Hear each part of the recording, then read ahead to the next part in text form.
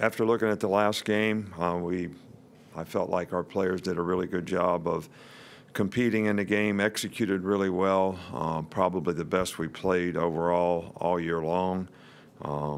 I think everybody was sort of unified in the fact that this was one of those trips where everybody was accepted a challenge to defeat the opponent, and that was their focus, and that's why we made the decision to, on offense and defense, everybody that played in the game really was the player of the game because everybody bought in and did exactly what we wanted to do. It's great that Damian got recognized as SEC player, offensive player, and Ross, offensive lineman. Those are great honors, for those guys, and hopefully we can build on some of the improvements that we made, continue to improve as a team. We look forward to the SEC home opener this week against a very good Ole Miss team. This is a team that has, beat us twice, 2 out of the last 3 years, and we played some really shootout kind of games with them. And, they've had 2 really good wins this year and 4th nationally in passing, make a lot of explosive plays, really good quarterback, probably the best group of receivers collectively we played against all year. Very disruptive on defense in terms of the way they play. Create a lot of negative plays and tackles for losses. So it's going to be important that we do a good job of communicating and try to minimize that as much as we can. So this will be a real challenging game for us in a lot of different ways, and we'll try to do the best we can to get our players ready to play even better this week. Okay, we'll start here with Chandler. Ole Miss has a new offensive coordinator, Phil Longo, who had a lot of success at Sam Houston State, throwing all over the field. What have you seen from his offense? And kind of a follow-up, are there any challenges preparing for a team with a first-year head coach or an interim head coach like Matt Luke is? Well, I think that we have a lot of respect for the coaches who have been at Ole Miss. We also have a lot of respect for Matt Luke and his capabilities as a head coach and the way their team is playing right now and the success that they've had so far this year. I think the offense is a little different than what it's been in the past. Certainly make a lot of explosive plays, lots of RPOs with all the runs. Very, very challenging offense to try to defend. Everybody's got to do a really good job in this offense, I think, to be able to execute the way you need to, not to give up explosive plays, as well as to be able to stop the run, control the quarterback. This is a very, very challenging, spread out, very good skill player, very good utilization of their skill players, offensive scheme that their new offensive coordinator employs. Back middle with Cecil. Coach, there's been a great deal of conversation over the weekend about politics and football. How do you handle that with your players, and what, if any, are your opinions on that? Well, I'm just a football coach, and I don't keep up with all that stuff as much as maybe everybody else does, especially during the season, especially when we're playing games. But, to me, some of the things that we do in our country, I grew up, they were unifying events, and it's a little painful to see that those things, are not so and right now.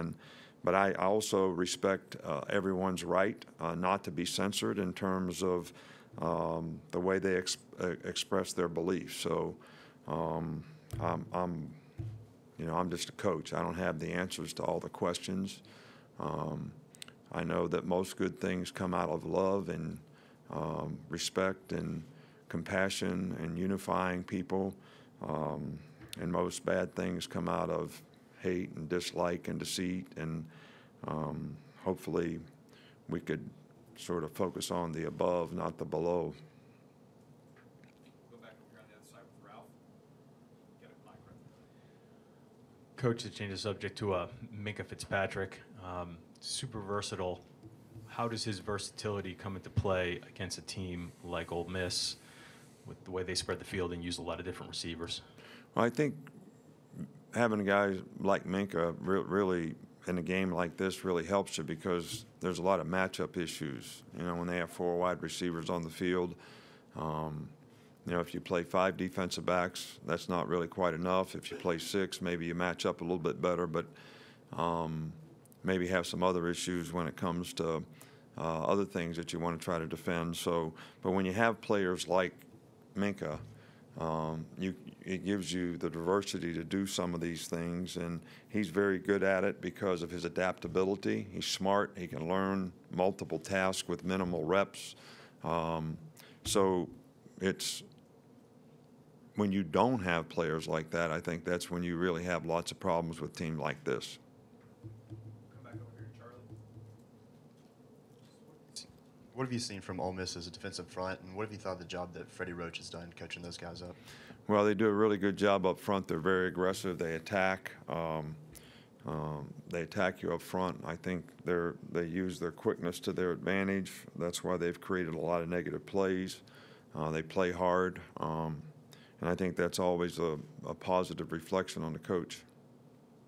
Come back over here in the middle with Michael. You guys have outscored opponents 55-3 in the first quarter. What do you think is behind that?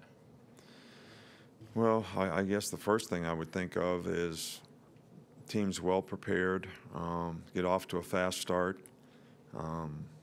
That's the first thing that I would think of. That we execute well in the beginning of the game. The big focus in the last game was not to start fast. There's 2 parts: start fast, finish strong. So the starting fast part we got right. The finishing strong part we hadn't gotten right. But I thought we got it right in the last game, and hopefully that's what it's going to take, you know, not to let good teams that have, you know, high octane offenses like this team and just quite a few other teams that we're going to play that have good quarterbacks and good skill guys. You allow them to get the ball enough, and you don't keep sort of pushing and being aggressive on offense. They end up taking advantage of it, get back into games, and score quickly on you with explosive plays. So that's going to be something that's important for us to continue to do. Back up front here with Mark. How would you assess how Damian's played through the first 4 games? Damian Harris. Well, he's a player of the week. I mean, that's a pretty good reflection on. He's had good performance, good production. He's been very, very consistent in his play. You know, I really like the roles that these guys have played at running back and embraced and been very productive in all regards. I think it helps them long-term stay healthy for the season, stay fresh. And, you know, Damian's been our most productive guy so far. He practices well. He's well prepared. He's a good receiver. He's a good blocker. So he plays well without the ball, which probably goes unnoticed by most people, but is very important to the rest of the offense. Back on this side with John Cena. A 2-part question. One is how important is it that you guys are doing such a good job protecting the football on offense? And 2, how much of a credit is that to Jalen's decision making and then the ball carrier's just proper technique? Well, it's good, but the ball was on the ground 3 times in the last game. So they didn't get them, so we didn't turn it over. The difference is the ball wasn't on the ground any in the other games. And I think that when you're playing against an aggressive ball hawking type team, which Vanderbilt was and which Ole Miss will be, you've got to have great attention to taking care of the ball. The ball. We got to attack the ball. We finally got a fumble, caused a fumble in this last game. But we have to do a better job of taking care of the ball because the ball was on the ground 3 times in this game. And that's really, really important. Turnover ratio is one of the most important things statistically in winning and losing, and that's something that we want to continue to emphasize. Back with Joe. Coach, it seems like traditionally locker rooms have just done so much better with civil discourse than society kind of as a whole. Can you speak to that? Do you think there's any reason for that?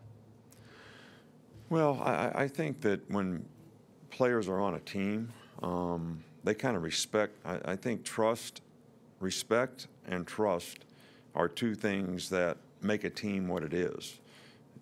People respect and trust the principles and values of the organization, but they also respect and trust each other. And I think that because everybody's sort of bought into the same things, you have the same goal, you have the same spirit in terms of what you're trying to accomplish and what you're trying to do.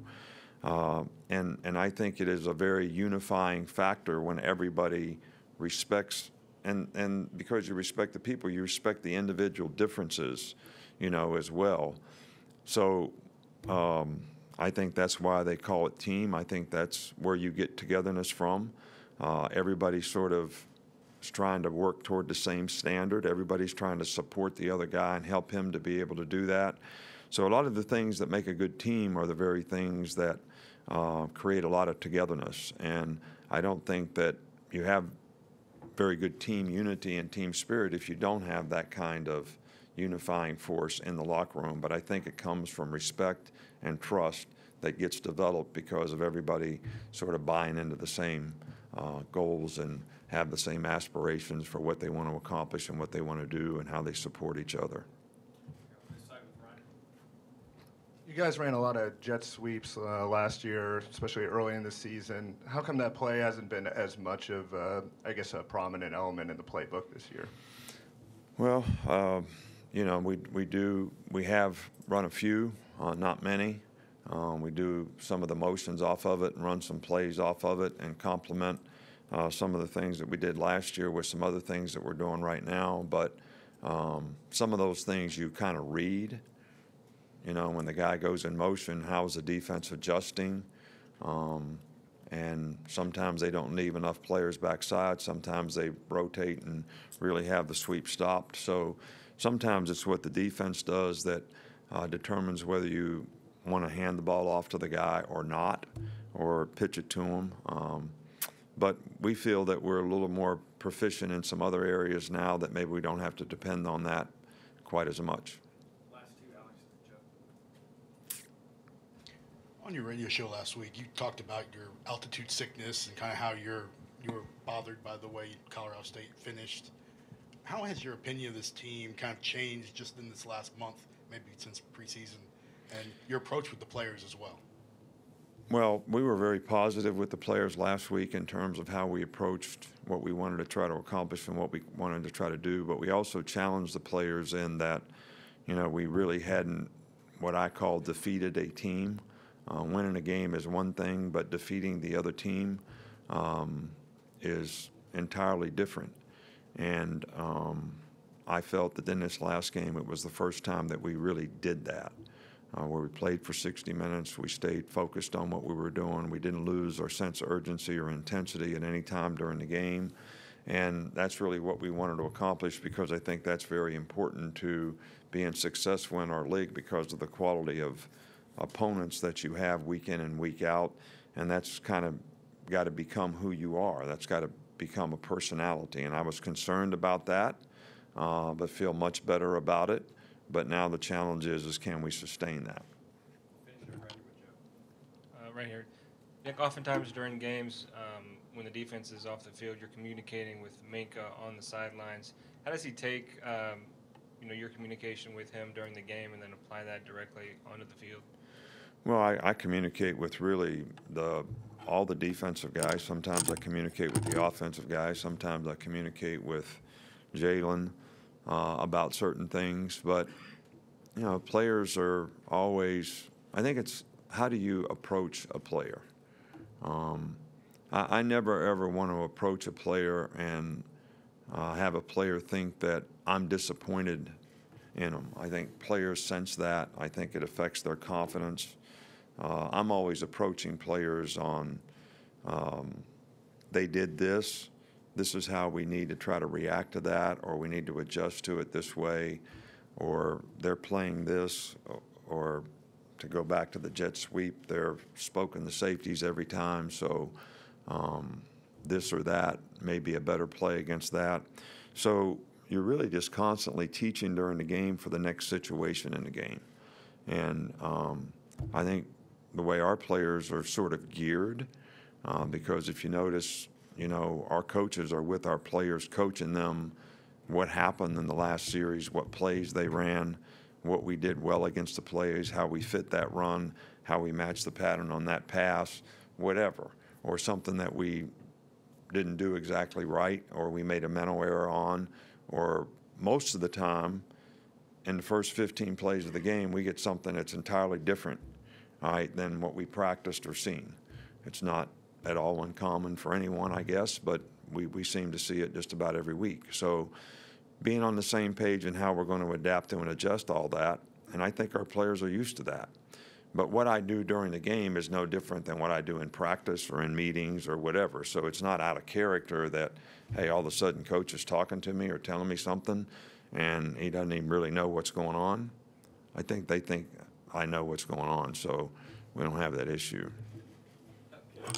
All right.